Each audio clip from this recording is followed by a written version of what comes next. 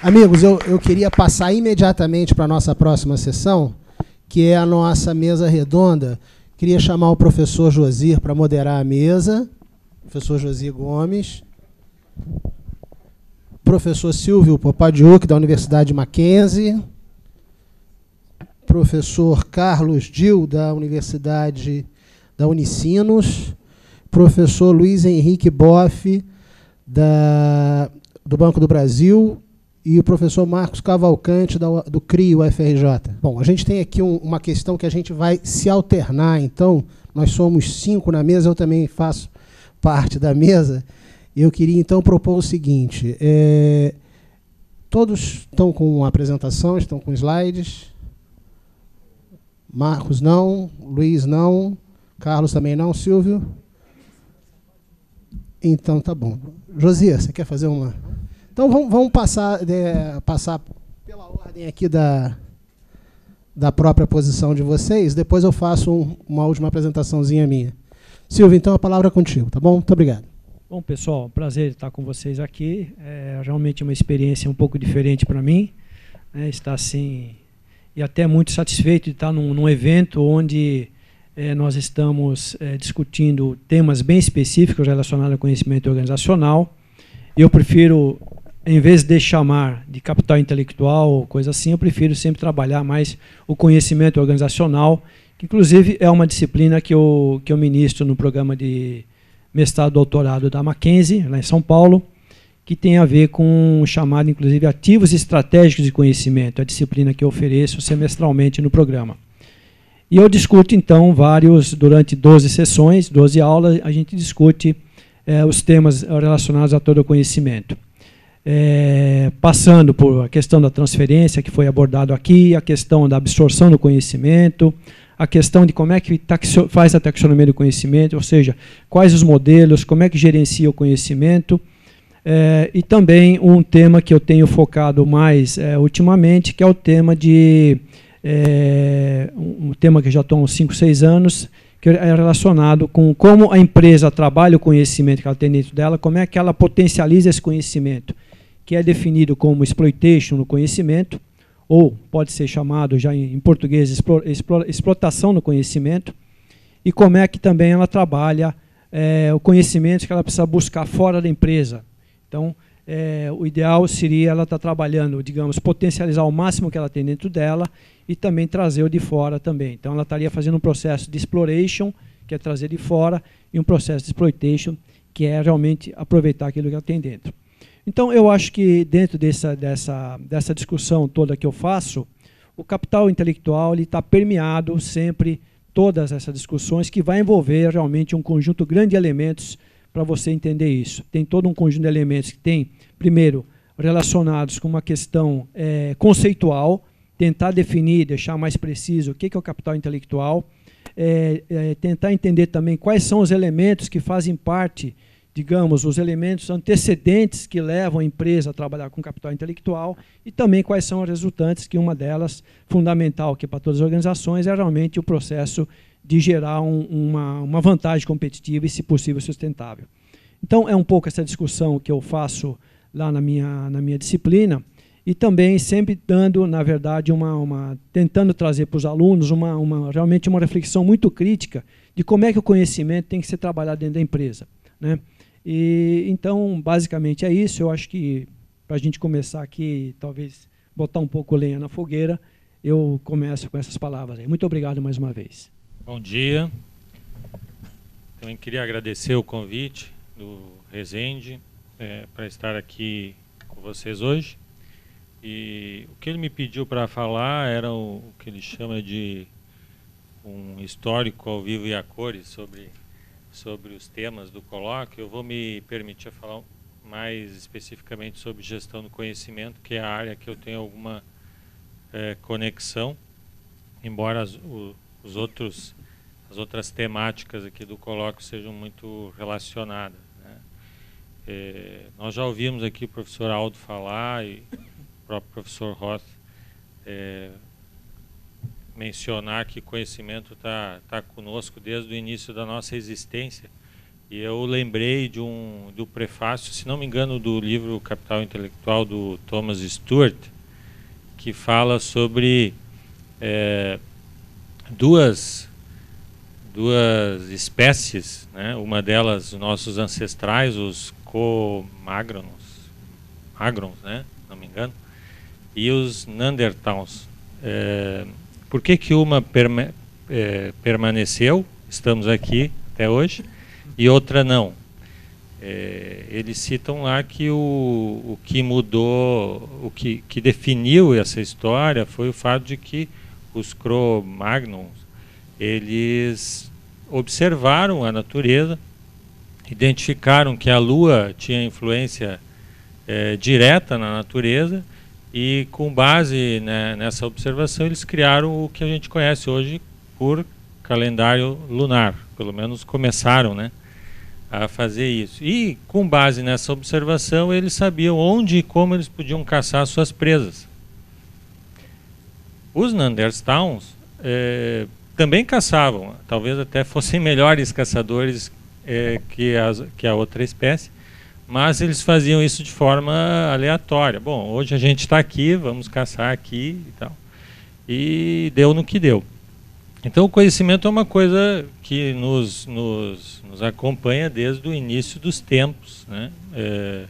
E esse eu acho que é um bom exemplo para trazer isso. O que mudou daquele tempo para cá? Se a gente fizesse um histórico, nós vamos ver que a história da humanidade ela está permeada por descobertas da necessidade, né? O presidente falou que nós somos biologicamente criados para aprender. Então, dessa necessidade do ser humano de buscar alternativas para a sua sobrevivência e para a sua evolução. Eu acho que, basicamente, o que mudou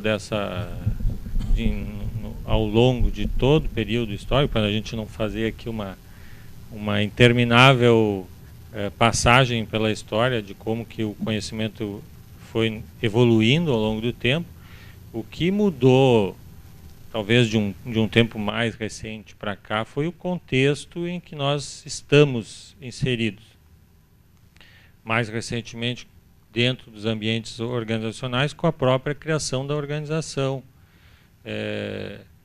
com outros aspectos relacionados ao fato de que as empresas hoje competem entre si, e outro assunto que também já foi colocado, o fato de nós estarmos convivendo permanentemente em rede. Eu me lembro que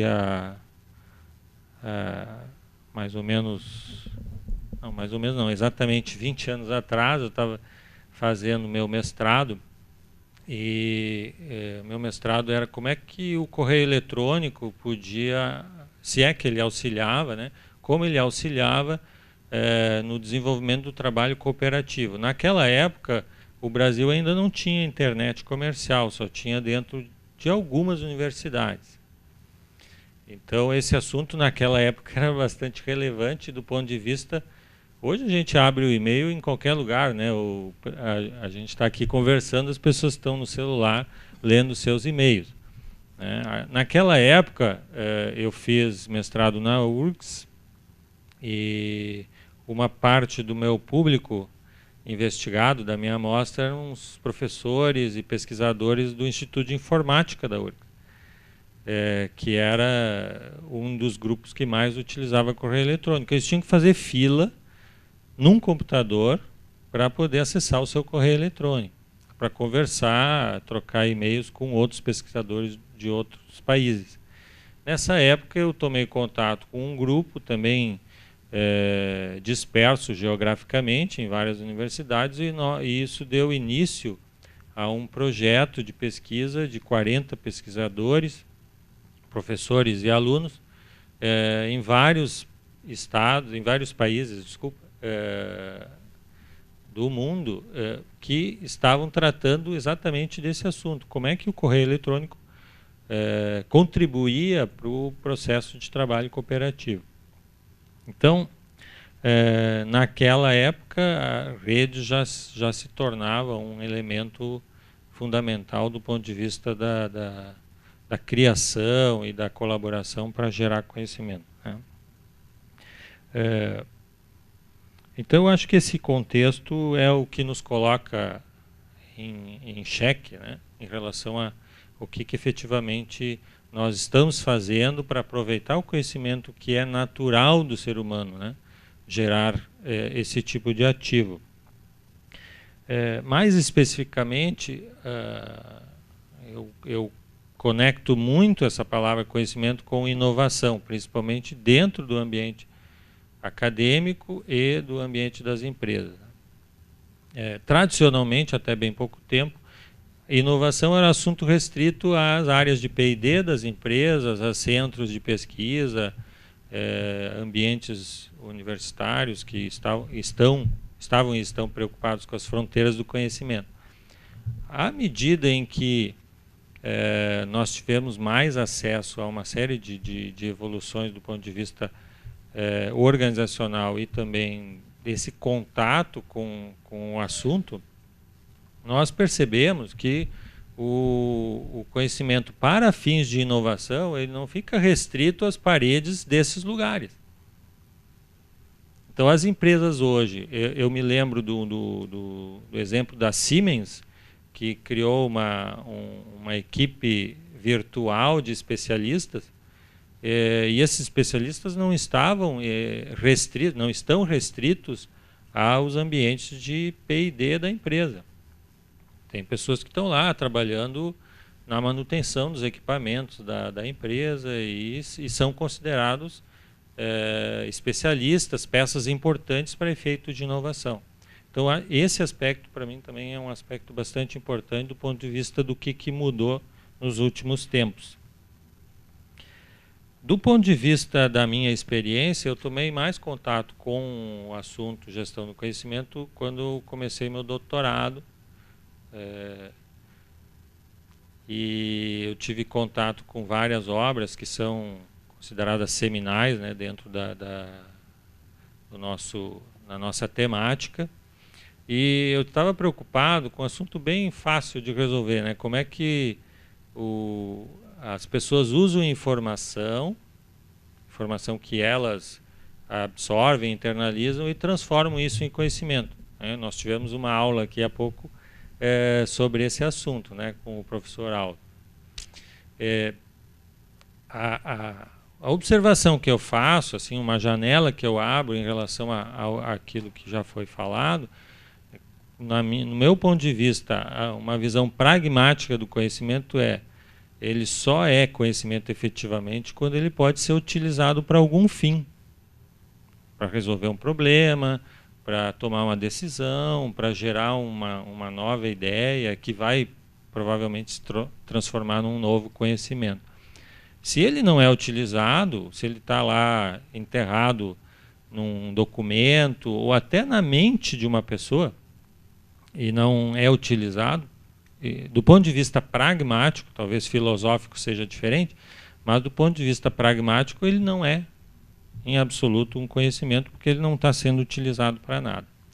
Então, quando eu tomei contato com esse assunto, que já vinha lá do mestrado, passou pelo doutorado, eu comecei a investigar isso de uma forma mais efetiva.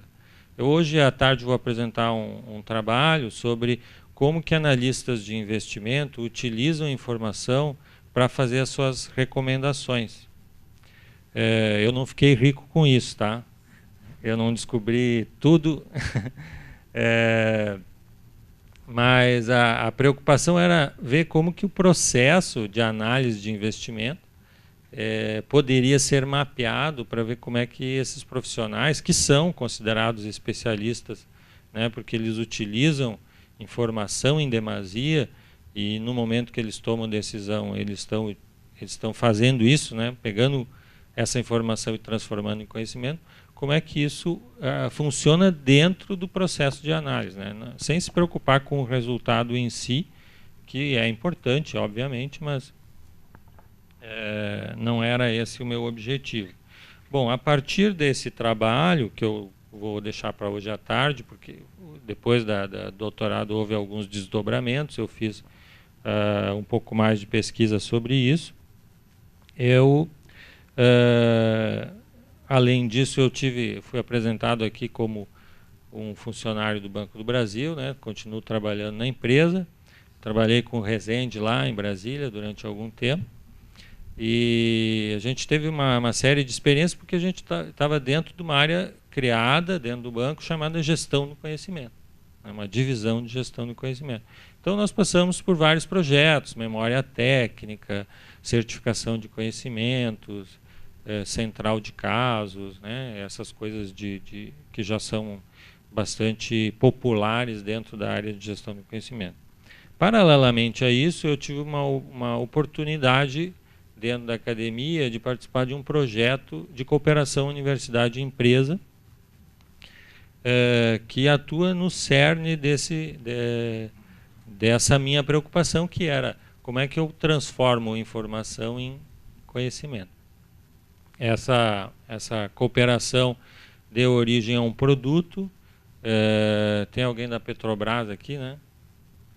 Deu origem ao produto que acabou sendo... hoje ele está dentro da Petrobras, é um produto, um sistema baseado em conhecimento que procura, de alguma maneira, auxiliar um especialista na área de análise de rochas a fazer a descrição dessas rochas.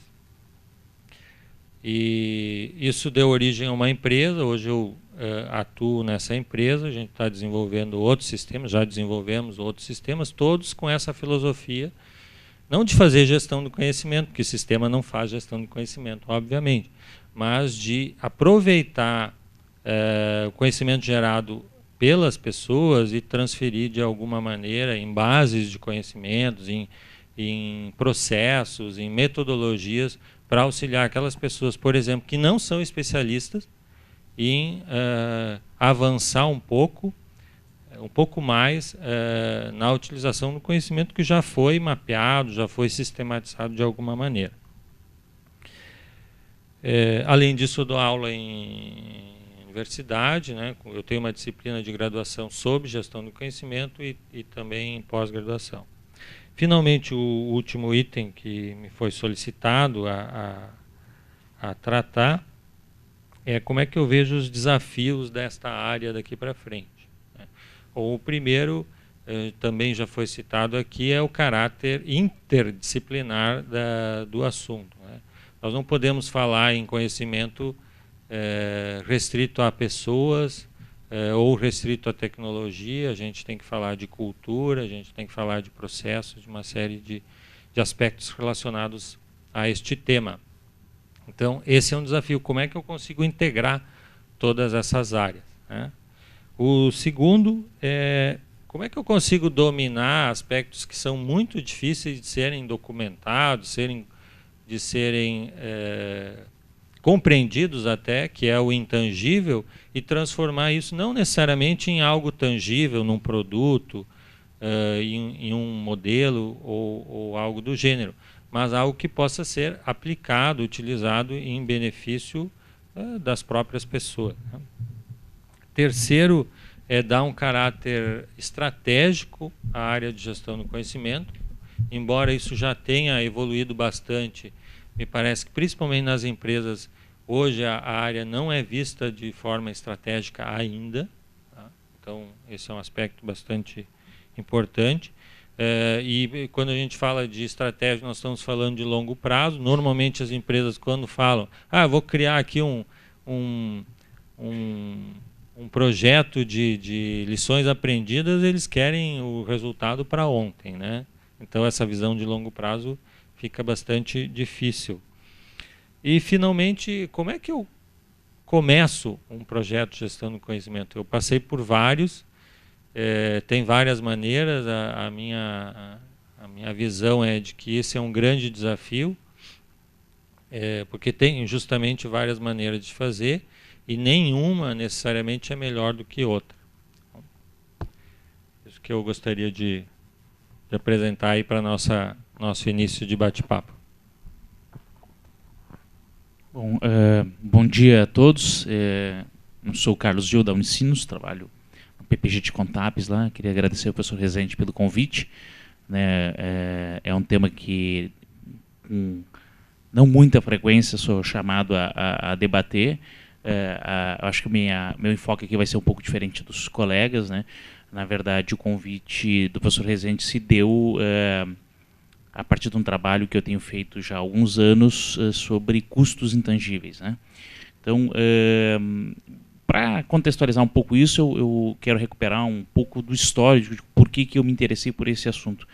Isso lá ainda no final dos anos 80, eu trabalhava numa empresa, na área petroquímica, e a empresa passava por um daqueles processos pré-privatização, onde houve um grande esforço da gestão no sentido de racionalização de uma série de recursos. Né? E, particularmente, acompanhei um processo onde eu via que as economias buscadas com algumas racionalizações, que na época implicavam algo na faixa de $10 mil anuais, o que para uma empresa petroquímica é absolutamente desprezível, né? Traziam uma série de inconvenientes do ponto de vista da motivação das pessoas. E aí eu comecei a me perguntar o quanto custa, na verdade, essa perda de motivação, o quanto isso se reflete em produtividade para se ter uma economia de $10 mil, o que, de fato, né, numa empresa petroquímica é muito, muito pequeno. E aquele tema ficou me martelando bastante tempo. Como é que eu poderia medir isso? Porque uma das coisas que eu havia concluído, em função do meu histórico na área da qualidade, principalmente, é que a gestão das empresas não entendia outra linguagem que não fosse a linguagem monetária. Então, a necessidade de transformar uma perda de motivação em alguma coisa mensurável do ponto de vista monetário. Então, por isso ficou me incomodando durante muito tempo. Quando eu fui fazer o mestrado, isso já nos anos 90, eu fui incentivado pelo meu orientador na época com essa temática de custos intangíveis. E meu primeiro desafio, meu primeiro desejo era verificar como as empresas mensuravam custos intangíveis. Né? É claro que isso foi absolutamente ingênuo, né, da minha parte, no sentido de que não havia sequer uma definição de custos intangíveis. E eu me defrontei com o primeiro grande problema, né, que foi definir o que são custos intangíveis. E em 97, então, quando eu defendi a minha dissertação, esse trabalho se tornou o primeiro trabalho na área que definia o que são custos intangíveis. E, para minha surpresa, praticamente nada se fez de lá para cá nesse sentido.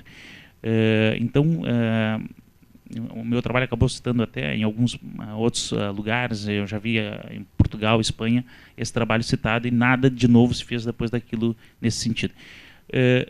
A primeira dificuldade que eu tive foi de definir o que são os tais dos intangíveis, né? O que são os custos ligados aos intangíveis. Primeiro que a forma como os intangíveis são encarados, né? Eu vi muitos aqui falando em ativos intangíveis, capital intelectual, conhecimento, diversas denominações para isso, né? Elas geram, para mim, alguma dificuldade de entender, primeiro, as diferenças e, segundo, de definir um conceito único. Né? Eu, particularmente, não gosto do termo ativo intangível, até pela influência que tenho de contábeis, onde ativo é alguma coisa que pode ser reconhecido legalmente numa demonstração contábil. Então, na contabilidade, no momento que eu chamo alguma coisa de ativo, eu tenho que ter a capacidade de registrar isso numa demonstração, o que não é o caso muitas vezes, muito por causa da questão da legislação. Então eu prefiro usar o termo da economia, que é o fator intangível, e aí nesse eu não estou obrigado a registrar isso contabilmente. A segunda coisa é que havia muitos termos usados como sinônimos, né? Custos ocultos, custos enterrados, custos invisíveis, e uma série de outras definições similares e que eram usadas como sinônimos. Eu mesmo, quando comecei a pesquisar, na verdade eu descobri mais tarde que eu não estava preocupado com os custos intangíveis e sim com as perdas intangíveis, que é uma pequena diferenciação. Perda é aquilo que eu gasto e que não posso usar. Né? No caso no meu caso original lá, né, a motivação das pessoas é uma perda e não um custo. Bom, Ao cabo, eu então consegui, partindo do conceito original de custo, definir custo intangível como sendo um custo que existe para a construção ou manutenção de fatores intangíveis, ou seja, o que eu gasto para construir ou manter um fator intangível. Por exemplo, pode ser a marca, né? Então, a marca pode ser um fator intangível que eu utilizo para operar o meu negócio e cujo custo para a construção, através de propaganda, concepção, etc., etc., pode ser associado a esse fator intangível. Aí isso, claro, dá margem a uma grande quantidade de definições posteriores, como perdas e benefícios e vantagens, enfim, associadas aos fatores intangíveis. Basicamente, eu acho que, para começar, era essa a minha ideia de contextualizar o que são os custos intangíveis, e depois aí eu fico à disposição para demais perguntas. Obrigado. Bom, também queria agradecer ao Rezende a oportunidade de estar aqui debatendo, né? Meu nome é Marcos Cavalcante, sou professor da COP, aqui da FRJ, e coordeno o CRI, que é esse Centro de Referência em Inteligência Empresarial. Na verdade, o que eu queria falar, gostei muito do que o Carlos Gil acabou de falar, depois eu vou querer interagir um pouco mais com ele. Mas o que eu pensei em falar aqui foi menos a parte conceitual, talvez, mas assim um pouco mais, que eu acho que é importante, e vou depois falar um pouco sobre ela, mas por que a gente está vivendo nesse mundo em transformação, absoluta transformação? Para onde que a gente olha? É uma verdadeira revolução, eu acredito nisso, né? Nós estamos saindo de um mundo tipicamente industrial, com uma lógica de pensamento, com uma maneira de ver o mundo, com óculos, né, para olhar a realidade, que está se mostrando completamente inadequado para a gente entender essa nova realidade de uma economia onde o conhecimento passou a ter um peso absolutamente crítico, né, como um fator de produção relevante no processo de criação de riqueza. E qualquer lugar que a gente olhar é assim, né? Assim, eu dou aula para aluno de graduação, faço uma pesquisa com eles desde 2000 sobre o uso do tempo, como é que eles usam o tempo deles. Então, assim, durante uma semana, quantas horas por semana eles dedicam a ouvir música, estudar, transporte, lazer, ver televisão, acessar a internet, ler jornal, ir ao teatro, cinema, enfim, uma série de perguntas. Óbvio que a soma do tempo deles é sempre maior do que 24 horas por dia, porque eles fazem mais de uma coisa por dia, mas uma das coisas que me chamou a atenção, até porque a gente tem um projeto, tem um trabalho com a TV, com a Infoglobo, e outro com a TV Globo. Infoglobo é que edita os jornais, né? Globo, Extra, Expresso e a CBN. E eu conto para eles isso, que desde 2005, o número são estudantes da UFRJ, engenharia de produção, enfim, um certo nível social, que é o público que lê o Globo, por exemplo, classe A e B. E desde 2005, o percentual de estudantes de entre 20 e 23 anos que lê jornal pelo menos uma vez por semana é zero. É zero. Não é 1%, não é 3%, não é 5%, é zero. E aí eu conto para eles também, lá na Infoglobo, uma historinha. Quando eu tinha 15 anos, eu cheguei em casa e, como eu fazia todo dia, eu botei meu tênis dentro do armário, lá do meu quarto, e aí eu tinha um armário, a porta tinha uma mola. E nesse dia eu joguei o tênis dentro do armário, no chão assim, e aí bati a porta. Uma portinha pequenininha. Quando eu bati a porta, o armário desabou. E aí foi aquele barulhão. Blá! Veio minha mãe, veio todo mundo para ver o que tinha acontecido. Eu falei, pô, juro que foi. Eu não empurrei com tanta força a porta. E aí a gente foi olhar o que tinha, o armário estava cheio de cupim. Por isso que ele tinha simplesmente desabado. Eu falei assim, poxa, mas o armário caiu hoje, né? Que engraçado, na hora que eu bati a porta. E o que isso tem a ver com a Infoglobo? Eu conto para eles que eu acho que eles vão chegar lá um dia, na redação do jornal, que está cheio de cadeira, jornalistas e tal, eles vão chegar lá e não tem mais cadeira. Acabou a cadeira. Eles vão dizer, poxa, acabou o jornal hoje? sem perceber que o cupim já estava lá comendo esse negócio há muito tempo. O cupim estava... O meu armário não caiu naquele dia. O Jornal da Tarde foi fechado quando? Semana passada. O Jornal da Tarde não acabou semana passada. O Jornal do Brasil foi fechado há 3 anos atrás, sei lá. O Jornal do Brasil não foi fechado 3 anos atrás. O armário não caiu no dia que eu bati a porta. O armário já estava sendo comido pelo cupim há muito tempo. Então, o que eu quero dizer é que é uma realidade em clara mutação. É óbvio que as coisas não mudam de um dia para a noite. As pessoas, eu leio jornal, eu sou assinante do Globo, eu leio o jornal de papel, isso vai durar algum tempo, mas 100% dos estudantes da FRJ entre 20 e 23 anos não leem jornal mais de papel e continuam se informando. Outra historinha. Eu detesto as empresas de telecom.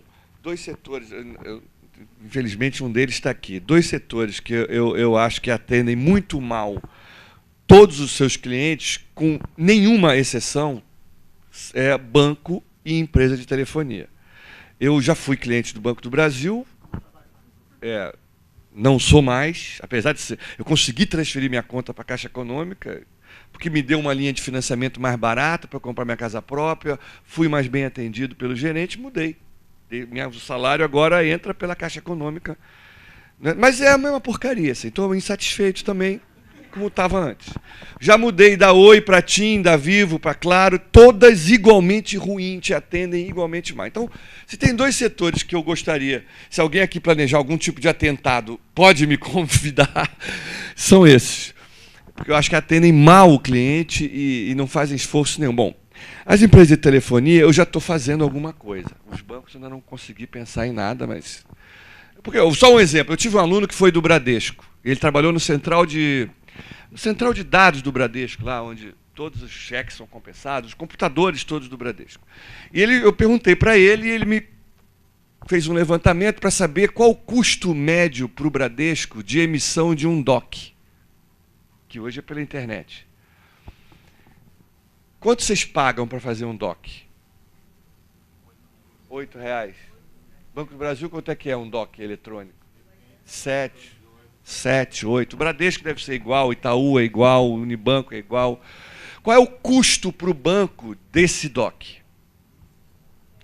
Levando-se em conta que ele tem que ter uma central de dados, tem que funcionar 24 horas por dia, não pode ter erro, a prova de hacker é um negócio que, né, tem que estar funcionando o tempo inteiro, tem gente, tem equipamento, tem infraestrutura, tem segurança, é caro manter uma central de dados. Se você dividir isso só pelo número de DOCs, porque tem outras operações que também você paga para fazer. Mas estou falando só DOC. Você pegar todo o custo da central de dados do Bradesco, dividir pelo número de DOCs que ele emite por dia, você tem ou por mês, você tem o custo de um DOC. Eu divido o custo da central pelo número de DOCs emitidos no mês. Quanto que dá isso? Vocês têm uma ideia, não? É menos de 1 centavo. Não tem moeda para exprimir o custo para o Bradesco daquele DOC, onde eu, não fui funcionário do Bradesco, nem do Brasil, eu mando para o Aldo um depósito na conta dele, no meu computador, estou degradando o meu computador, a minha impressora, o meu tempo é que está sendo usado, eu estou pagando a energia elétrica, eu estou pagando a conexão à internet, e o banco me cobra R$8 por eu fazer um trabalho que era feito pelo caixa antes. E o custo dele é menos de 1 centavo. Vamos supor que esse fosse um negócio ruim. Um negócio ruim tem margem de quanto? 10%? 20%? Droga deve ser o quê? O cara ganha o quê?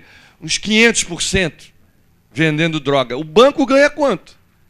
1 centavo para R$8, gente. Faça a conta. 1 centavo é o custo. Se fosse 100% a margem, seria 2 centavos.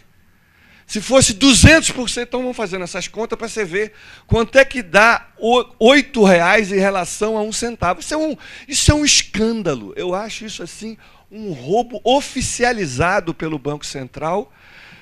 quando eu estou provocando a economia do banco, ele está fechando a agência, ele está demitindo funcionário, porque agora a gente faz tudo pela internet, eu não vou mais na agência, eu felizmente resolvo tudo pela internet, e ele ainda me cobra R$8, ele devia me pagar para eu poder fazer o DOC pela internet, ao invés de eu ir no banco, ocupar uma agência, né? Bom, então detesto. Mas eu não sei ainda como a gente fazer para eliminar esse problema, não sei fazer esse tipo de denúncia. Agora, as empresas de telecom, eu já sei, porque todo mundo tem Skype aqui, não é? Se aqui tiver uma rede sem fio, eu posso... Quando eu vou para o exterior, como é que eu falo com a minha filha? Eu não faço um 21 do exterior para falar com a minha filha. Eu entro no Skype e falo com ela, né, sem pagar nada. Se a cidade do Rio de Janeiro tivesse rede sem fio em toda ela, como o São Francisco tem, a Google botou rede sem fio em toda a cidade de São Francisco, eu poderia falar com a minha filha via Skype, portanto, sem pagar para as empresas de telefonia. Bom, a gente fez um trabalho com a Prodesp, que é a empresa de tecnologia de informação lá do governo do estado de São Paulo, e eu perguntei para eles quanto é que custa para botar a internet sem fio em toda a cidade de São Paulo. E custa R$1 bilhão. Eles fizeram um estudo de R$1 bilhão. Parece muito dinheiro você botar. O que no Rio tem na orla de Copacabana, né? Não tem acesso, não funciona direito, mas tem acesso à internet lá em Copacabana, no Morro Santa Marta. Em alguns lugares a prefeitura está botando internet sem fio. Piraí, a cidade do interior do estado, o Pezão, que eu vi, botou internet para toda a população de Piraí. Isso ainda não existe, mas pode existir. E em São Paulo custaria R$1 bilhão para a prefeitura botar internet sem fio para todo mundo. Na hora que fizer isso, eu posso usar o telefone sem... Parece muito, mas em São Paulo, segundo a Oi, tem 15, de todas as operadoras, tem 15 milhões de telefones celulares. O ticket médio é R$30. Tem gente que paga mais, tem gente que paga menos. Portanto, o faturamento das empresas de telecom na cidade de São Paulo é 450 milhões de reais. Se a gente montasse uma empresa que fornecesse, botasse antena sem fio, vamos gastar R$1 bilhão para fazer isso. Mas a gente chegasse lá para a população de São Paulo e falasse, durante 6 meses... vocês pagam para a gente R$30 e fala de graça, sem limite, pode falar. É só entrar no Skype, ligar e usa o telefone de graça. A gente ia faturar, digamos, 450 milhões, 6 meses, dá 900, dá 2 bilhões e 700. A gente tem investido 1 bilhão. Claro que na hora que tivesse acesso gratuito, a rede ia cair, porque ia ter muito acesso, ia ter que fazer a manutenção nessa rede. O problema é mais complexo do que eu estou descrevendo aqui. Mas, como eu sou uma mente maligna, do ponto de vista da Oi, da Vivo e da TIM, eu procurei a TV Globo. A Rosa Magalhães, que é a diretora de novos negócios da TV Globo. Porque aconteceu um episódio comigo, que eu já contei para meus alunos, alguns estão aqui. Em 17 de abril de 2005, era a final do Campeonato Carioca de futebol. Fluminense e Volta Redonda. E eu combinei com a minha mulher na época, eu estava casado na época, falei, não, eu não vou ao jogo, não vou à final. Fluminense e Volta Redonda? Falei assim, Fluminense vai ganhar, eu vou fazer uma legal aqui com a minha mulher, mas eu não vou ao jogo, eu vou jantar com você, eu não quero saber de jogo de futebol, eu vou. Só que aos 30 minutos do segundo tempo, o jogo estava 1-1. E o Volta Redonda seria campeão se o jogo terminasse empatado. Os meus planos foram por água abaixo. Porque eu achei que o Fluminense ia ser campeão, não foi. E eu saí de casa tenso, sem saber o resultado do jogo. No meio do caminho, ouço uma gritaria na rua, falei, pronto. São os flamenguistas comemorando o gol do Volta Redonda, claro. Aí liguei o rádio, estava lá o cara gritando, gol! Sem parar, sem dizer o que era. Gol! E eu louco para saber. Gol do título, não resolvia, porque Volta Redonda, se fizesse o gol, era o gol do título, estava aos 40 minutos do segundo tempo. Quando o cara falou, gol do Fluminense, eu falei, putz, eu pagaria R$50 para ver aquele gol no meu celular, naquela hora. Aí contei isso para a Rosa, que é a diretora de novos negócios lá da TV Globo. Falei, Rosa, se eu pagasse esses 50, quem tem o direito desse conteúdo, dessa imagem, é a TV Globo. Eu teria que pagar para a TV Globo para poder assistir aquele gol ali. Se eu pagasse esses R$50 para você, quanto que chegaria para você? Ela falou assim, um pouco mais de 1/3. 40% desse valor ia para a TV Globo. 1/3 para a operadora de telefonia e um pouco menos de 1/3 para uma empresa que faz esse meio campo entre o produtor do conteúdo, no caso a TV Globo, e as diversas operadoras de telefonia. Ou seja, dos R$50, a TV Globo ia ficar com menos de 1/3 do valor. E está na cara que nós vamos caminhar para a mobilidade, né? Assim como Eu me lembro que eu dando aula em 95, um pouco depois aqui que eles fizeram a tese, que de fato ainda a internet estava começando a se popularizar no Brasil, não tinha telefone celular ainda. E eu me lembro que eu vi uma palestra de um professor que ele comentava assim, gente, daqui a muito pouco tempo, nós vamos se perguntar assim, como é que era possível que a gente topasse ficar preso por um fio na parede para poder falar no telefone? Isso vai acabar, gente. Aí todo mundo ria. Não, besteira. Telefone é assim. É um negócio grudado na parede, onde, para você falar no telefone, tem que estar preso na parede. E hoje, tem muita gente que não tem nem telefone fixo mais em casa, só fala via celular. Está na cara que daqui a muito pouco tempo a gente vai conversando assim, vai dizer, gente, se lembra como era engraçado? Para ver televisão, a gente tinha que ficar sentado em frente a um sofá, porque o aparelho da televisão ficava grudado na parede. Aqueles caras eram muito engraçados. Para ver televisão, tinha que ficar vendo grudado na parede, porque a gente vai ver televisão aqui. Está na cara isso. E a Rosa e a TV Globo sabem disso.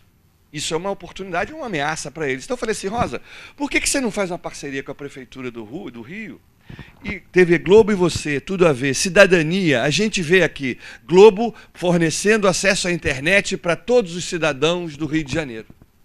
Olha que maravilha. Ainda vai fazer bonito. E R$1 bilhão para eles é pouco. Ainda mais se fizer em parceria com a Prefeitura do Rio. E aí, porque o cara, na hora que está no trem ou no metrô apertadinho, ele bota o fone de ouvido e vai ficar vendo a novela aqui, vai ficar vendo o programa de televisão dele, porque ele vai estar conectado o tempo inteiro, em qualquer lugar, vai poder... A TV Globo está estudando essa proposta. Portanto, em 6 meses, ou em muito pouco tempo, nós podemos mudar o negócio. Estou contando essas historinhas só para dizer o seguinte, que é o assunto que eu queria falar aqui. O mundo está mudando, inegavelmente, os negócios estão sendo afetados, inclusive os mais recentes, uma empresa de telefonia, por exemplo, está de cabelo em pé com essas possibilidades que a tecnologia, as redes estão abrindo. A política vai mudar, eu estou convencido que em muito menos tempo do que eles imaginam, nós vamos abrir mão dos políticos, nós não vamos mais eleger representantes do povo, porque nós vamos ser o poder legislativo. Nós vamos voltar à Grécia Antiga e vai ter uma lei que vai ser votada, tá bom. Todos nós aqui vamos votar pela internet e se identificando inequivocamente, sou eu que vou votar agora e vou dizer que essa lei passa, essa lei não passa. Não vamos precisar mais eleger um cara para nos representar. Nós vamos diretamente exercer o poder de legislação. Estou convencido disso. Isso pode demorar 20, 30 ou 50 anos, mas vão acabar os políticos também. Nós não vamos precisar mais eleger representantes. Nós, como na Ágora Antiga da Grécia, seremos o nosso representante. Cada cidadão, um voto. Cada cidadão, um deputado. Bom, tudo está mudando, menos a universidade. É isso que eu queria chegar. Isso é que me intriga. O que me inquieta não é nada disso aqui que a gente está falando, embora isso seja extremamente relevante. Tudo está mudando. Algumas pessoas na universidade estão mudando, mas a universidade não muda. E eu vou contar para encerrar, eu queria debater isso. Porque, já que isso é uma reunião onde tem muita gente, como o Rezende falou. Verdade. Mas, na hora que a gente for fazer um concurso para escolher um professor para a universidade, nós vamos fazer... Eu vou contar essa historinha do Rubem Alves, que é um cara que eu adoro. É um filósofo, um educador, um cara que já tem 80 anos, eu acho. E ele continua. Ele contou um episódio quando ele era professor da Unicamp, já se aposentou. Ele foi chamado para a banca do processo de escolha de professor. E aí tinham 20 e tantos candidatos, tinha lá a ementa, o que os caras tinham que... E aí ele se reuniu com os colegas e falou assim, gente, olha só, essas pessoas vão vir aqui falar um monte de coisa sobre Sartre, Simone de Beauvoir, sobre a ementa lá do currículo. Tudo que a gente já sabe. Vamos fazer a seguinte pergunta para eles, na prova oral, vamos fazer o seguinte, olha, o senhor pode falar, nós queremos que o senhor fale do que o senhor gostaria de falar, não do que o senhor leu. O que o senhor leu, a gente já sabe. Está documentado no livro, está registrado. Nós queremos que o senhor fale aqui de uma coisa que não está escrito no livro, que só o senhor pode nos contar. E foi um fracasso o concurso. Foi um fracasso o concurso. As pessoas, não, porque Marx falou que não sei o que. Não, mas olha só, eu já sei, o Rubem Alves falava assim. Eu já sei, foi brilhante a sua interpretação. O que o Marx falou foi exatamente isso mesmo. Foi perfeito. A senhora mostrou que sabe o que o Marx falou. Mas o que a senhora tem a dizer sobre isso? Ninguém conseguia falar. Ninguém conseguia dizer. Então, assim, a universidade... Porque, como o Aldo falou aqui, assim, está tudo sendo digitalizado, não está? Então, o que o Marx falou, o que o Aldo falou, o que o Marx falou, o que o Silvio falou, o que o Carlos Gil falou, está registrado. Inclusive, tem um vídeo agora. Tudo gravado está lá. O que cada um faz com isso é que é o interessante, né? O que a partir daí o cara vai poder contribuir é que me interessaria saber na hora de escolher um professor novo para a universidade. Mas não é assim. Nós vamos escolher o cara que repetir melhor o que todo mundo já disse. Portanto, um inútil. Nós estamos contratando um inútil para a universidade. Porque o que ele vai nos dizer já está dito e registrado, e cada vez mais documentado e compartilhado. Então é um inútil que nós estamos contratando. O melhor inútil a gente contrata. O que sabe mais sobre o que já foi dito é o professor que a gente escolhe. O aluno que repetir melhor o que você disse, tira 10. Então, assim, está tudo errado. Nós não estamos preparando os alunos para viverem nesse mundo. Porque, para ser um repetidor, não precisamos formar esse cara. Já está aí. O que ele vai dizer está cada vez mais registrado, né? Então, é isso. É essa provocação que eu queria deixar aqui. Por que a gente não muda?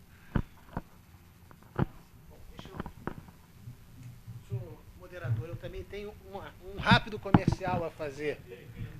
Não, é que na verdade a gente teve um problema de espaço, né? Porque a mesa estava programada para ter um moderador e 5. Não, vou fazer daqui mesmo. Não, olha só. Não, deixa eu fazer daqui mesmo. Eu vou pedir, inclusive, para vocês só para dar uma quebradinha de pescoço. Cuidado aí, não, senta aqui, pode sentar. Eu vou pedir só para vocês darem uma quebradinha de pescoço, porque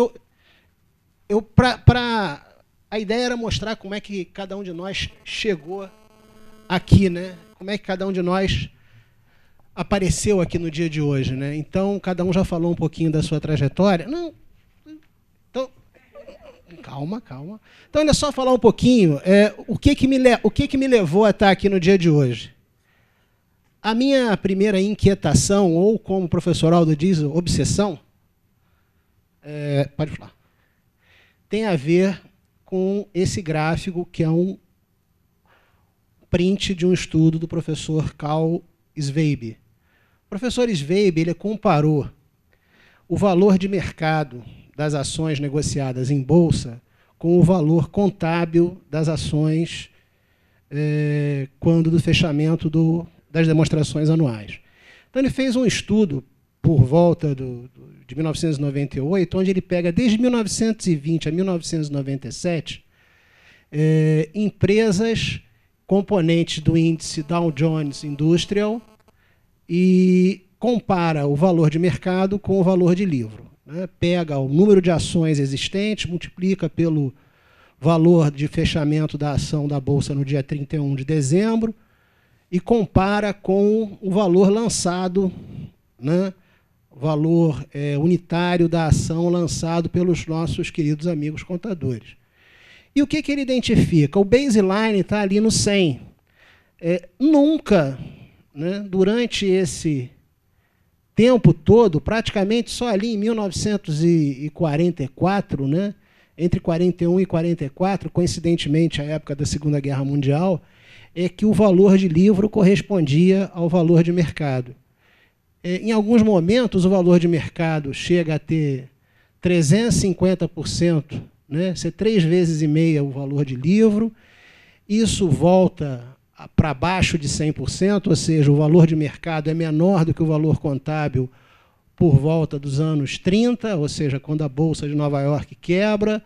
Fica essa oscilação aí o tempo todo, depois isso começa novamente a subir. Então, qual é a indagação original do professor Schwab? O que justifica o fato de o mercado apreciar mais uma empresa do que o próprio valor registrado na contabilidade? Então, a essa indagação, ele praticamente como um dos pioneiros do assunto, denominou ativos intangíveis, né? E, basicamente, isso aí é a origem do meu interesse por essa área de capital intelectual e ativos intangíveis movidos pela gestão do conhecimento. Não está tão bem feito, nem tão claro, mas, por ocasião do meu projeto de tese, a gente procurou fazer a mesma coisa, ou parecida, contemplando um horizonte aí de 15 anos para o mercado brasileiro. O que a gente identificou ali, o baseline ali seria o 1, né? Então, o 1 representaria quando o valor de mercado e o valor de livro se equivalem. E o que a gente repara para o mercado brasileiro é uma realidade tão entrecortada quanto o estudo feito pelo professor Sveib, né? Com uma grande diferença, né? Durante muito tempo, o valor de... Professor, o senhor está com a sua canetinha aí? Como é que ela funciona? Beleza. Durante muito tempo, o valor de mercado está abaixo do valor de livro, ou seja, as empresas, as organizações brasileiras listadas em bolsa, ou pelo menos as 100 ações mais presentes nos pregões do Bovespa, elas são depreciadas, elas valem menos do que o valor de livro. Talvez aqui a gente tenha, não ativos intangíveis, mas a gente tem uma associação no mercado passivos intangíveis às empresas brasileiras, né? E, no caso brasileiro, ainda com um efeito mais perverso, porque a gente vivia uma realidade de inflação muito grande. Então, assim, o que eu procurei fazer? A gente tinha duas curvas. Uma comparando o valor contábil, que retrata a posição de 31 de dezembro, com o valor negociado em 31 de dezembro. E outra comparando o valor da ação em bolsa em 31 de março, que era mais ou menos a época em que os balanços eram publicados, com o valor contábil que saía no relatório naquele dia, mas que retratava a posição de 3 meses antes.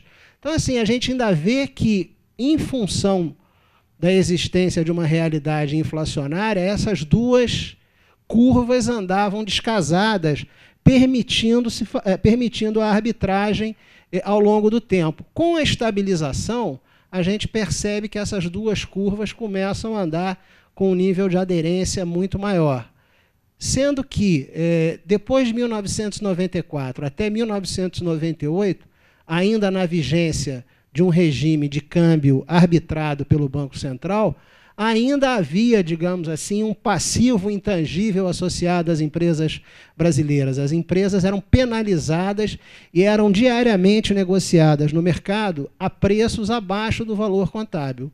A partir de 1998, quando o Banco Central institui o regime de câmbio flutuante, essas ações passam a ter uma cotação crescente, com as duas curvas aderentes, e cada vez mais apreciadas. Retratando, inclusive, uma vez que o câmbio passa a ser flutuante, um ingresso de capitais, fazendo com que o preço das ações das empresas brasileiras viesse a subir.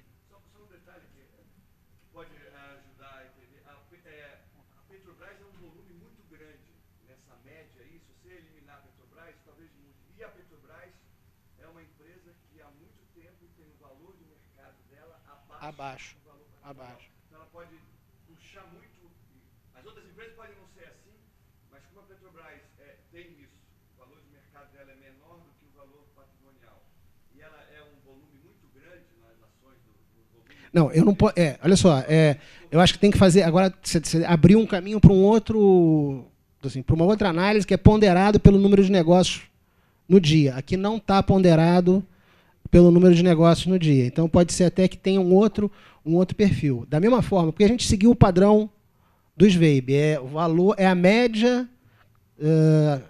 você pega o valor de livro, o valor de mercado de cada uma, calcula essa razão e depois faz a média dessa razão, independentemente do volume negociado. Mas pode ser que tenha esse efeito mesmo... pode piorar mais ainda. Bom, não querendo, acho que o nosso objetivo aqui é tentar encontrar as várias vertentes, mas assim, o Carlos falou que a questão da contabilidade, quando você chama de ativo, traz logo uma noção de incorporação ao balanço, né? Na realidade, um dos campos que a gente precisaria discutir é se isso aqui, né, que é o invisível do iceberg de geração de valor, de investimento das empresas, está abaixo da linha d'água, né, se isso aqui permaneceria off-balance, mas viria a público a partir de um determinado tipo de demonstração, de um determinado tipo de relatório, até que ponto seria importante que essas informações, né, que o Zweig chama isso aqui um pouquinho diferente do Ed Vinson e de outros e do Stuart, né? Ele apelida de estrutura externa, que os outros chamam de capital de relacionamento, a estrutura interna é o capital organizacional, e as habilidades individuais seriam o capital humano. Mas como é que isso aqui, que existe e é motor para o funcionamento das empresas, acaba compondo o valor de mercado como um todo? Outra coisa que gerou muita inquietação e acabou, de certa forma, virando uma obsessão, é que o Zweig também identificou, lá pelo final dos anos 90, todas essas metodologias para identificação de valor do capital intelectual, né, de gestão do capital intelectual e de gestão dos ativos intangíveis. Algumas sem valoração explícita em moeda, algumas com valoração explícita em moeda, algumas voltadas para os componentes que criam ou destroem valor nas organizações e outras mais voltadas para a organização como um todo. O meu recorte de pesquisa acabou caindo em cima de metodologias mais ligadas à avaliação de componentes, sem valoração explícita, procurando sair dessa ideia de componentes cada vez mais para a avaliação da organização. Esse aqui é um gráfico, um slide que eu vou passar bem rapidinho, mas ele é muito provocativo. Quer dizer, se eu não me engano, isso aqui é da produção do Kaplan e do Norton, que mostra o seguinte: a Sears Roebuck, que trabalha com varejo, né, não trabalha mais no Brasil, mas continua operando nos Estados Unidos, definiu um modelo de operação onde, a partir de uma perspectiva de se ter um local cativante para se trabalhar, um local cativante para se fazer compras, e a partir de um local, e com isso se tornar um local cativante para se investir, ela conseguiu operacionalizar um conjunto de indicadores que permite dizer o seguinte, que um aumento de 5 pontos na atitude dos funcionários induz um aumento de 1,3 pontos na satisfação dos clientes, que induz um aumento de 0,5% na receita. Então, assim, essas ideias de você conseguir identificar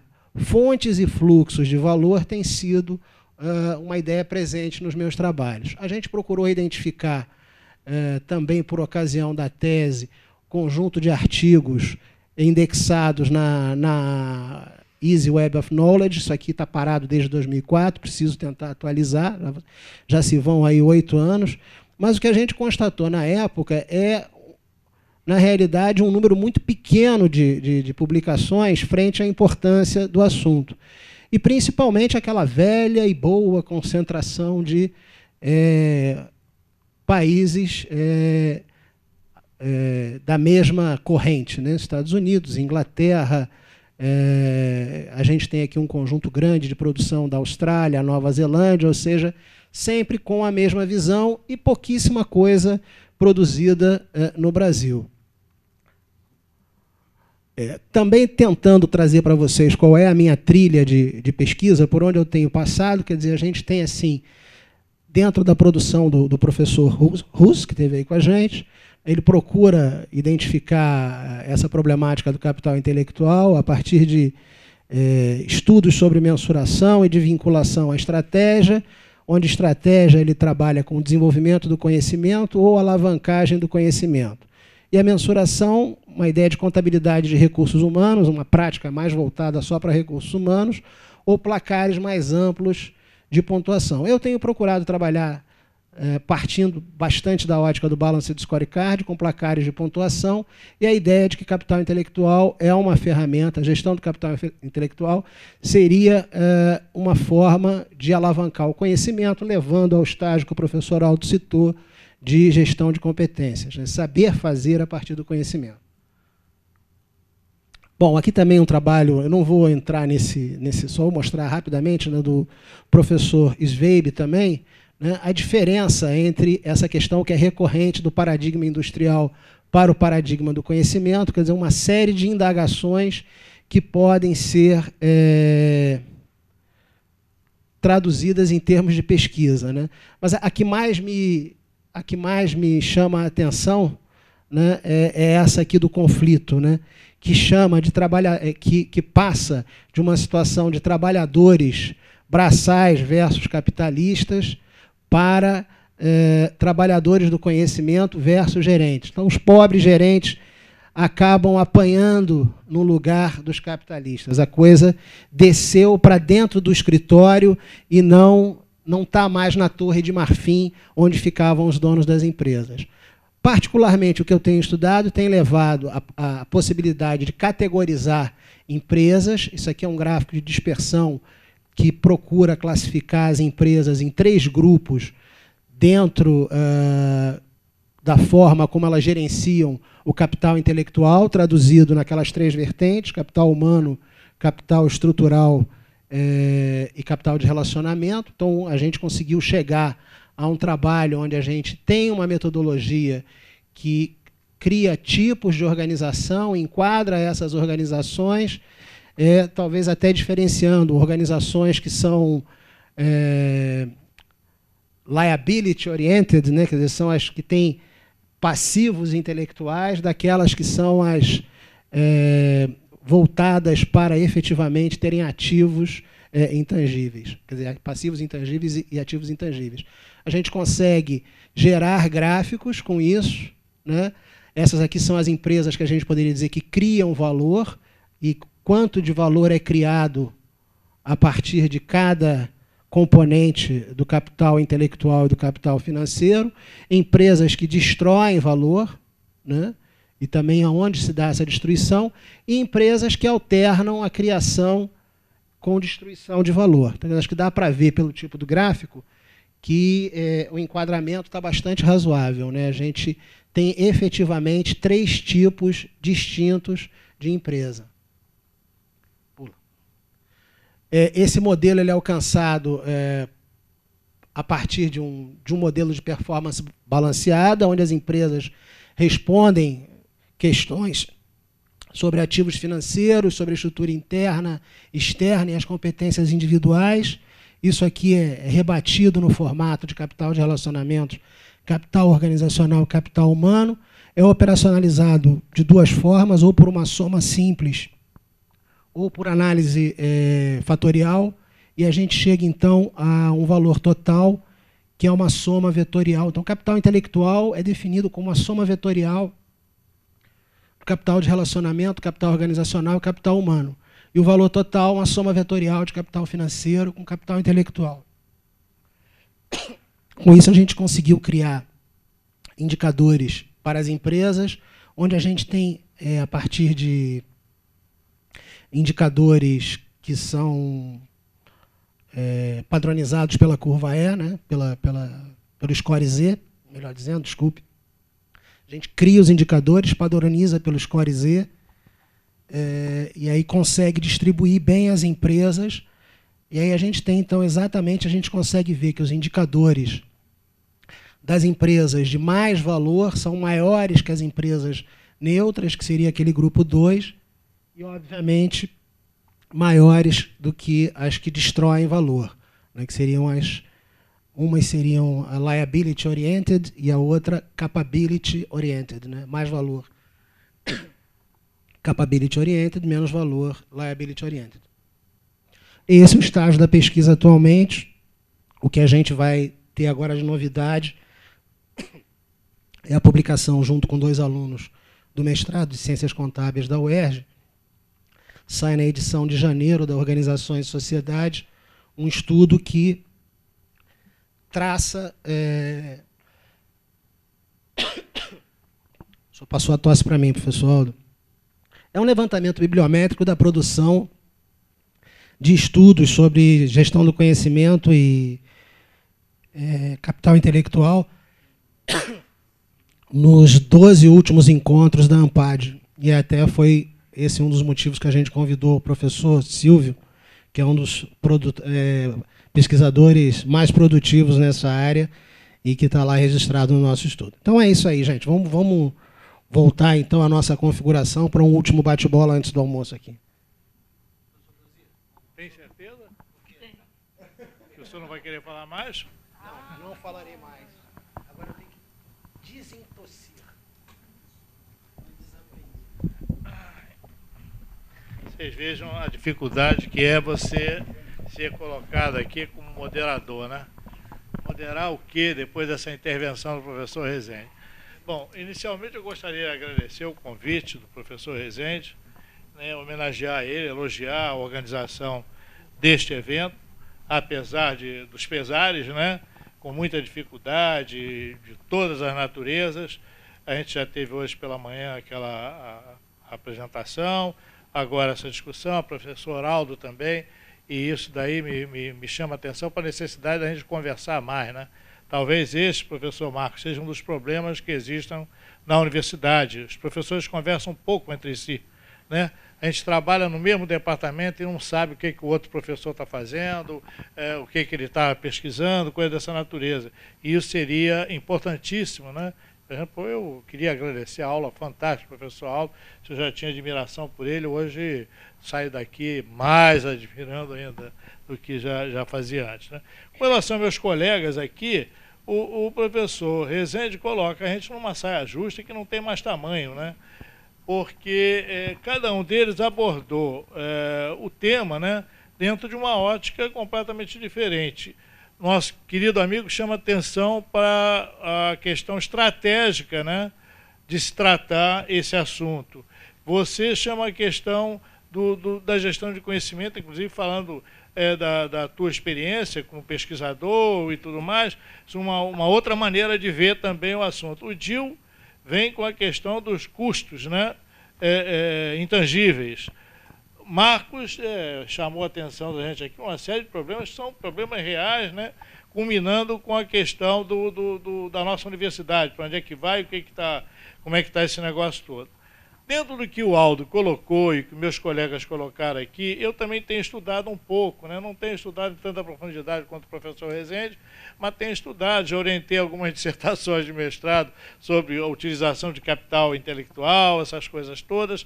O que eu poderia dizer para vocês é o seguinte: como o Aldo chamou a atenção aqui da gente, né, eu vejo uma grande dificuldade para a gente tratar desse assunto, dada as limitações que nós temos para abordar o tema, no âmbito tanto acadêmico como no âmbito das empresas, no âmbito empresarial. Por que eu digo isso? São limitações, né, de uma grandeza tal que impede a gente de acreditar nesses números que o professor Rezende acabou de colocar aqui, essas coisas todas, porque os indicadores, as fórmulas que são utilizadas, elas são inconsistentes, elas não representam aquilo que se propõe a representar, porque são baseadas em dados falseados. Exemplo que eu vou dar para vocês.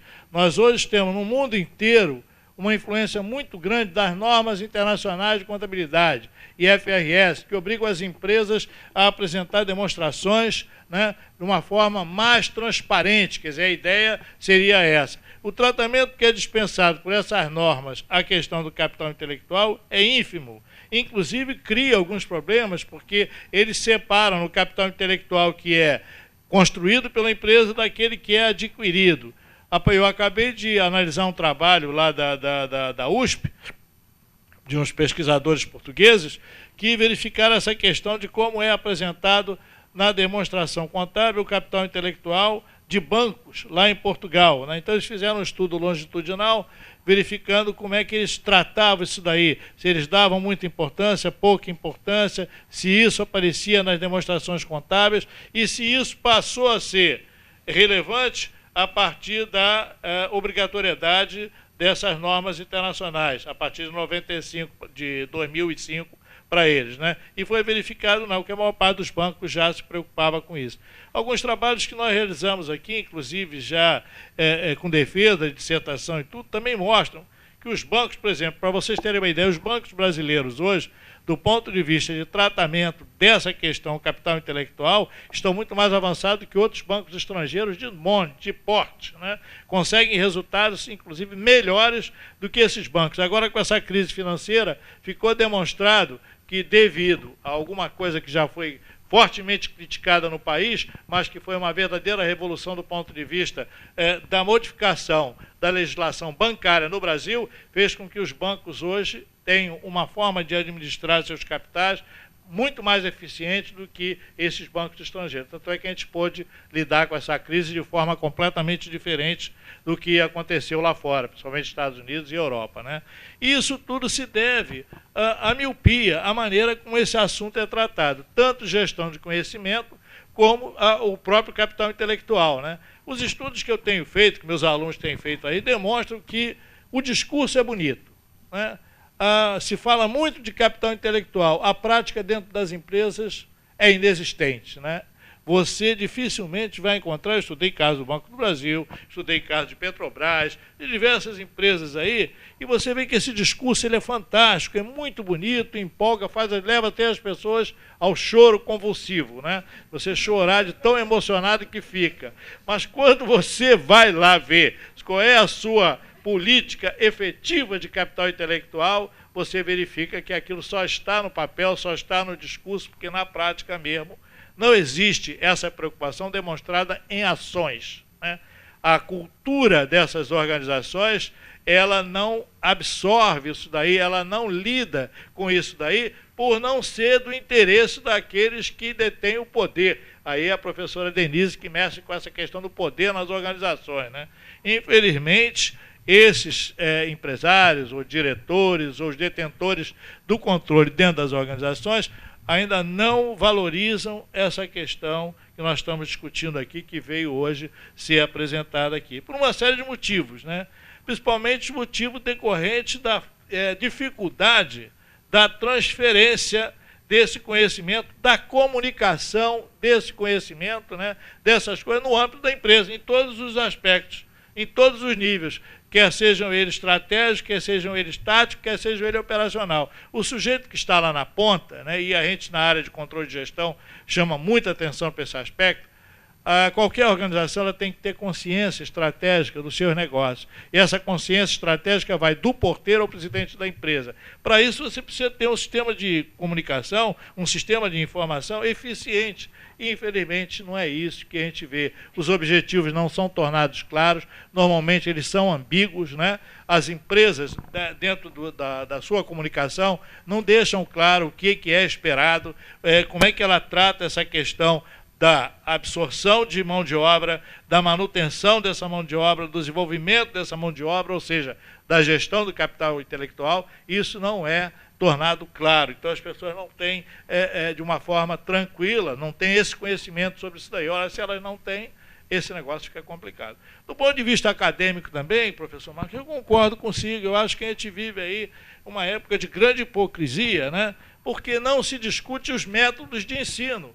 Infelizmente, algumas pesquisas que eu já fiz também mostram o seguinte: as aulas hoje, tanto na graduação como na pós-graduação, ainda estão centradas no professor, ou seja, baseadas na ideia de transferência de conhecimento.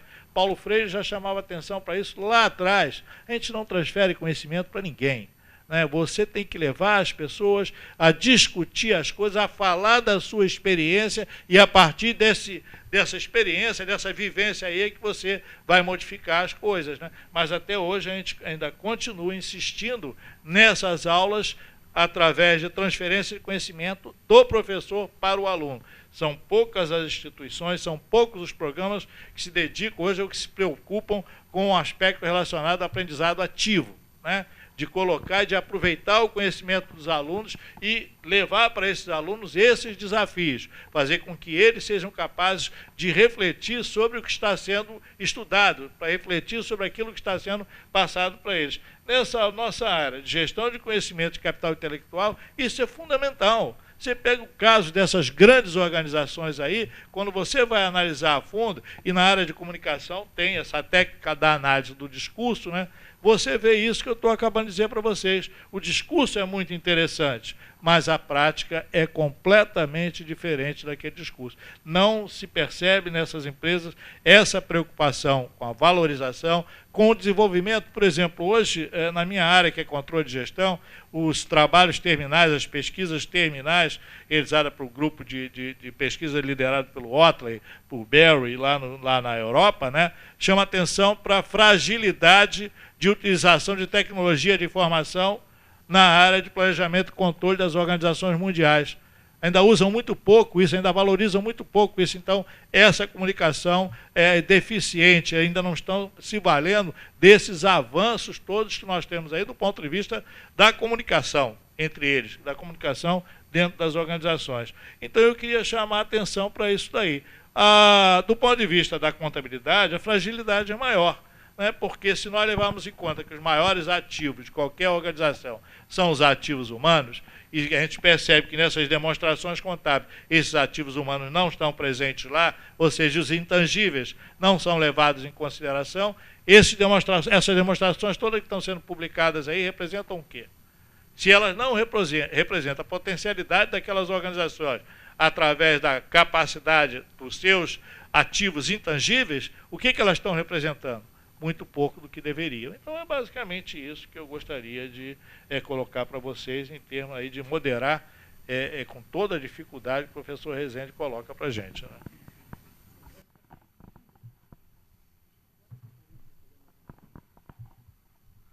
Não, eu praticamente não... Acho que dentro da discussão que foi feita aí já foi abordado bastantes conceitos e tudo mais, mas talvez acho que só um ponto final que eu gostaria de falar, em termos assim, eu vou ainda depois, amanhã, fazendo a minha apresentação também, que é o tema que eu tenho discutido bastante, que eu já comentei no início para vocês, Exploitation. Hoje eu tenho tentado fazer uma escala, eu já construí uma escala, ainda recentemente fiz uma publicação internacional, para tentar verificar o quanto que as empresas trabalham o conhecimento interno, em termos de exploitation e conhecimento externo, exploration, e o quanto que elas são mais explorers ou mais exploiters também. E hoje eu tenho uma aluna, que ela até amanhã vai estar apresentando aqui também, uma mestranda, que a gente está tentando criar uma escala para tentar mensurar, digamos, o quanto que um indivíduo ele é mais explorer ou mais exploit, né? Ou seja, o quanto que mais ele se aproveita do conhecimento que ele tem dentro dele e o quanto que ele também vai buscar fora também. Então, talvez isso daí possa até trazer, digamos, aí alguns insights para a gente poder tentar começar a pensar um pouquinho, digamos, em como mensurar o capital intelectual, digamos assim, pensando talvez no elemento humano mesmo. Tá? É só isso aí. Muito obrigado. Eu comecei a minha fala aqui no início, não agradecendo ao professor Rezende, agradeço nesse momento. Muito obrigado.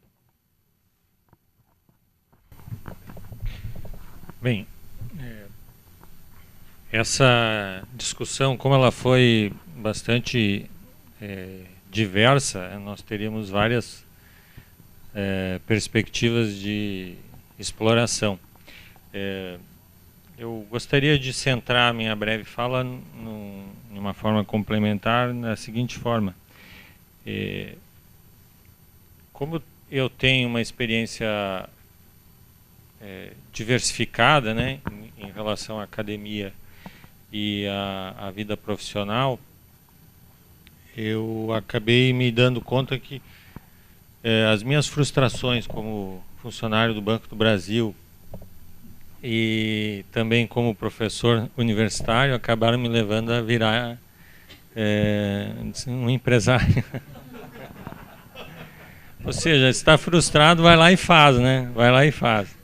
E aí a gente descobre o quanto é difícil fazer, né? Mas o que digamos assim, me ajuda a resolver essa frustração é que, por felicidade ou até por obsessão, né, como disse o professor Aldo, a empresa onde hoje eu atuo, ela trabalha essencialmente com aplicação de conhecimento, de especialistas. Então, algo que para nós é fundamental, que é gerar conhecimento através de algum processo de aprendizagem. A gente não está falando aqui de treinamento, mas sim de aplicação. Depende essencialmente de conhecimentos prévios. Quer dizer, hoje o que a gente faz é desenvolver soluções baseado na forma como os especialistas naquela área trabalham. Então a gente vai lá, tem um protocolo de aquisição de conhecimento, verifica isso com o maior número possível de especialistas. É um trabalho bastante difícil, até porque muitas vezes é difícil de acessar esses especialistas, né? E a gente tenta transformar isso em algum tipo de solução, que não necessariamente é um sistema de computador, né? Nós já temos soluções em processo, já temos soluções até em produtos físicos, além de sistemas ligados a essa área de exploração de petróleo.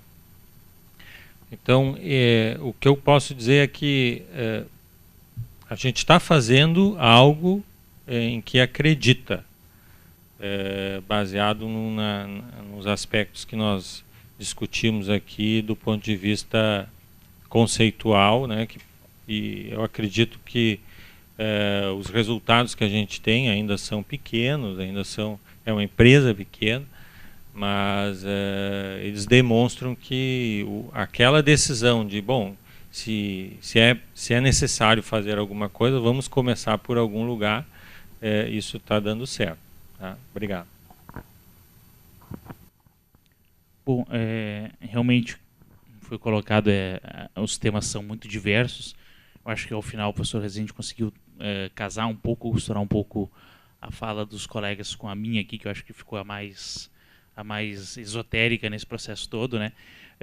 Mas quando eu vejo a discussão sobre a questão do valor de livro, o professor Josir e o valor de mercado, eu me pergunto se na verdade a gente não está tentando casar a banana com laranja. Por quê? Porque o valor de livro, na verdade, ele aponta o que a empresa fez até então, em termos de operações de geração ou destruição de riqueza nas organizações. E o valor de mercado, ele olha uma outra coisa. Na verdade, quando a gente faz uma movimentação no mercado de ações, a gente está trabalhando com uma perspectiva de ganho futuro. Então, eu me pergunto também se isso não como diriam lá os filósofos, uma impossibilidade conceitual. Eu acho que talvez a gente nunca consiga fazer isso. Talvez realmente o valor de livro seja somente para que eu possa construir uma expectativa de futuro. Eu refiro com frequência, nas minhas aulas sobre estratégia, que muitos quem é do mercado financeiro sabe melhor do que eu, porque eu não sou, mas normalmente se dividem os analistas de investimento em grafistas e fundamentalistas, né?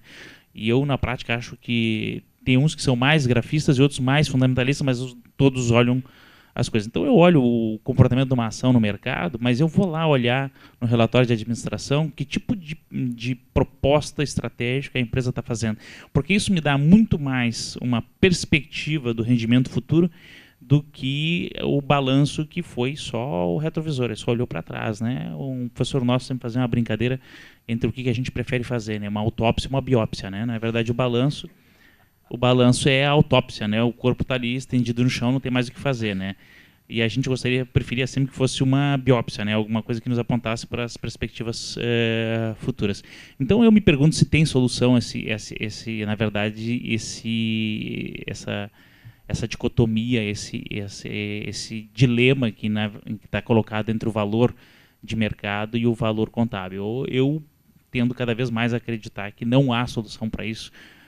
Talvez a gente possa achar alguma técnica, alguma metodologia no campo das mais heurísticas ou fuzzy ou difusas, onde a gente possa fazer uma estimativa, talvez, olhando lá, fazendo um viés bem positivista, professor Josir, olhar lá o relatório de administração, fazer uma análise de conteúdo e fazer com algum grau de acerto, uma perspectiva de acerto estratégico daquela empresa e, portanto, uma valorização da ação. Mas isso tudo, por enquanto, é só achismo, né?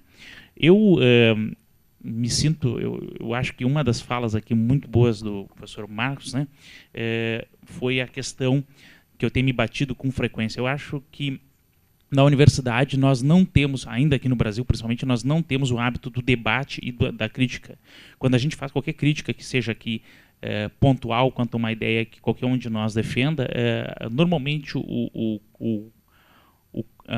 contendor na outra ponta acha que a crítica é pessoal, né? E aí a gente acaba não falando para não criar mágoas. Isso é um pouco do nosso sangue latino, né? Que nos impede de avançar nesse sentido. Eu sinto falta muito da gente fazer esse tipo de coisa aqui com pouca pauta, com pouco formato, em que a gente possa efetivamente discutir. Eu, ouvindo aqui os colegas, eu me lembrei de muitas e muitas questões que a gente poderia ficar discutindo, mas uma em particular me provocou, porque é uma que eu tenho refletido sobre ela bastante, que é, na verdade, a questão da mudança. E aproveitando a fala do professor Josir, eu acho que a questão da mudança, hoje nós continuamos com a retórica da mudança, né? E se a gente for lembrar disso, olhar isso historicamente, eu usava nas minhas aulas de metodologia um livro que muitos devem conhecer, que é do Bacon, né? Sobre considerado o pai do empirismo, né? Em que ele, o nome do livro, né, Novum Organum, eu descobri esses dias que está inclusive disponível PDF na internet, e ele começa o livro, escrito no ano de 1604, com a seguinte fala: vivemos uma época de grandes mudanças. Isso em 1604. Eu, como um leitor contumaz de filosofia, não consigo lembrar de nenhum grande filósofo, exceto Bacon, nesse período aí de 1550, 1650. Na verdade, nós tivemos um período aí, principalmente na Idade Média, de muito pouca filosofia, né, a não ser a escolástica, né, e aí os grandes filósofos que vêm quebrar paradigmas, eles vêm todos depois de 1650, ou seja, muito depois do Bacon, muitos inclusive para rebater o Bacon, né. Aí nós vamos lembrar de Descartes, vamos lembrar de Hegel, Marx e tantos outros que vêm depois desse período, né? Grandes pensadores. Então eu acho, na verdade, que a gente continua tendo a retórica da mudança. A mudança que seja necessária, talvez a gente não tenha ainda mensurado qual vai ser. E quando a gente fica pensando em mudança, né, eu me pergunto assim, será que a mudança ela é sempre positiva? Porque se a gente lembrar das instituições mais antigas, o tipo de instituição mais antiga da humanidade, a gente sempre lembra de 3 formatos, né? São as Forças Armadas, a igreja e nós mesmos, né? A universidade, né? A universidade mais antiga do mundo é a de Coimbra, né? Do século XII, 1682, uma coisa assim do gênero.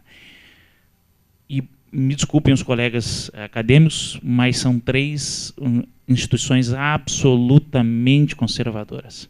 Todas têm uma enorme dificuldade de se modificar, né? Esse formato que nós temos de aula, de educação em massa, nesse formato atual da universidade, tem pelo menos 300 ou 400 anos.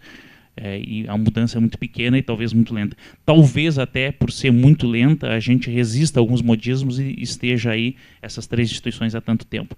Então, acho que a gente também tem que ter um pouco de cuidado com essa retórica da mudança, respondendo e já provocando aqui o professor Marcos. Então, passo a palavra a ele. Obrigado. Não, eu concordo. Assim, eu acho que tem um outro cara que estuda essa coisa de mudança, que é Luc de Brabander. Ele publicou um livro chamado O Lado Oculto das Mudanças, onde ele diz que ele entrevistou um monte de administrador, físico, biólogo, para entender como é que o corpo muda, como é que o ser humano muda, como é que uma organização muda. E ele chegou à conclusão, assim, simplificando, que a mudança para ocorrer tem que haver uma mudança no óculos, né, na maneira de enxergar a realidade, ter uma visão para onde você quer ir, quem você quer ser, uma visão mais estratégica, e a questão da operacionalização da mudança. Se você não mudar os seus hábitos, se mudar E eu acho que eu concordo. Assim, em geral, a gente fica muito na retórica, na necessidade da mudança e faz muito pouco para operacionalizar a mudança, para, de fato, criar as condições objetivas para que as mudanças ocorram. E acho que esse cuidado a gente tem que ter. Mas acho que o debate aqui foi bom. Assim, eu, por exemplo, vou passar a usar você me convenceu dos fatores intangíveis mais do que os ativos intangíveis. Acho que isso não é uma questão só semântica. Eu acho que isso tem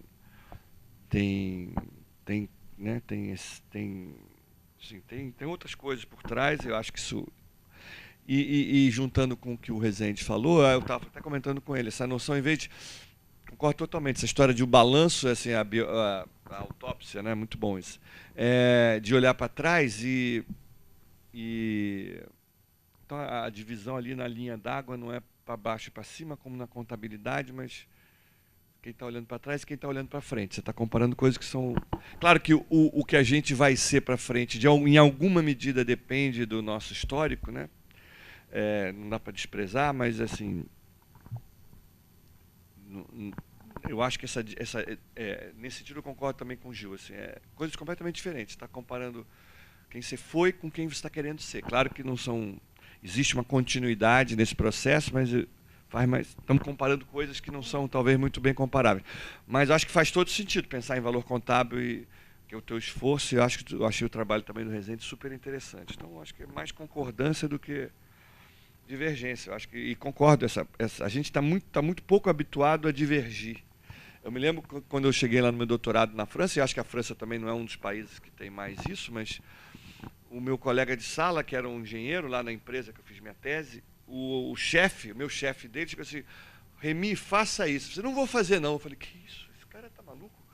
De discordar do chefe, né? Eu vim com uma cultura totalmente assim de obediência, de não questionar. E eu aprendi que não. Eles eram amigos e divergiam e tinham... Né? Não é uma questão pessoal. Né? Tom Jobim também fala que no Brasil o sucesso é uma ofensa pessoal. Né? Então, acho que não é nada disso. A gente tem que aprender a debater. E eu acho que, assim, eu aprendi aqui algumas coisas e vou sair daqui usando, por exemplo, o termo fator intangível. Bom, voltou aqui a palavra para mim. Eu queria agradecer a todos que compareceram, aderiram à proposta aí do colóquio. Queria dizer que não podia ter ficado sem a participação do Luiz Henrique, porque, se eu não me engano, ele já foi à conferência de gestão do conhecimento na Finlândia ou na Islândia, não foi isso? Foi onde? Quando foi e aonde foi?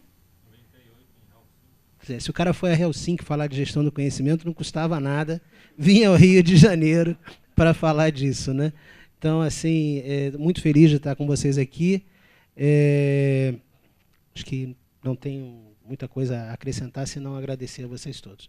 Tá bom? Queria só fazer um último pedido a vocês. Está marcado 2h15, é isso, Bira? Retorno depois do almoço. Nós temos muitos restaurantes aqui próximo, então acho que com 1h10 de almoço a gente consegue retornar. Né? Só uma última observação que eu já fiz aqui para o professor Marcos, que é o seguinte: para acrescentar na lista de empresas mais odiadas, colocar as conservadoras, as concessionárias de rodovias, porque no telefone você pode não falar. É um transtornozinho. A outra é o banco, o seu depósito pode não compensar, mas ficar 5h30 para ir do Rio a Petrópolis não tem preço que pague, meu amigo. Então é dureza. Salvo pela TV Globo estar transmitindo o Jornal Nacional e novela captável no iPad, entendeu? Então, salvo por isso. Tá bom, gente? Muito obrigado. Até depois do almoço. Professor Josias, muito obrigado.